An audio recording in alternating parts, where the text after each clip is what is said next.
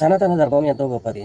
ఎంతో గొప్పదంటే కొన్ని కులాల వారికి గొప్పది, కొన్ని కొన్ని కులాల వారికి అది చాలా వ్యతిరేకం. ఎవరికి గొప్పది, ఎవరికి వ్యతిరేకం అంటే వైశ్యులు, క్షత్రియులు, బ్రాహ్మణులు ఈ 3 కులాల వారికి మాత్రం సనాతన ధర్మం ఎంతో గొప్పది, ఎంతో ఉన్నతమైనది. అదే శూద్రులకి మాత్రం ఇది వ్యతిరేకం. ఎందుకు వ్యతిరేకం అంటే శూద్రులకి చదివే హక్కు లేదు, వేదాలు చదివే హక్కు లేదు, వాళ్ళ గ్రంథాలు చదివే హక్కు లేదు, ఒకవేళ వినే హక్కు కూడా లేదు, విని దాన్ని పాటించే హక్కు కూడా శూద్రుడికి లేదు.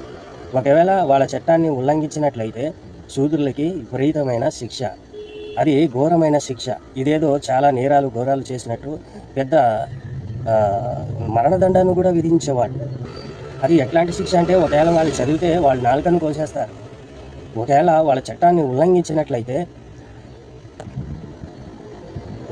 సీసాను మరగపెట్టి వాళ్ళ నోట్లను నూనెను మరగపెట్టి వాళ్ళ చెవులను పోస్తారు. ఇనుప రాడ్లను ఎర్రగా కాల్చి వాళ్ళ శరీర వివిధ భాగాలలో వాతలు పెడతారు, వాళ్ళ నోట్లో కూరి వేస్తారు. మళ్ళీ ఆయుధాలతో వాళ్ళు బ్రతికి ఉన్నప్పుడే శరీర వివిధ భాగాలను కోసివేసేవాళ్ళు. ఇలాంటి కఠినమైన శిక్ష ఎందుకంటే కేవలం చదివినందుకే. ఇంకో విషయం మీకు తెలియాలి, ఎందుకంటే శూద్రులు అంటే మాదిగా మాలవాళ్ళు అంతేకాదు. శూద్రులు అంటే కాపు, కమ్మ, రెడ్డిలు, గొల్లలు, ఓబీసీ ఇతర కులాల వారందరూ కూడా శూద్రుల కింద లెక్క.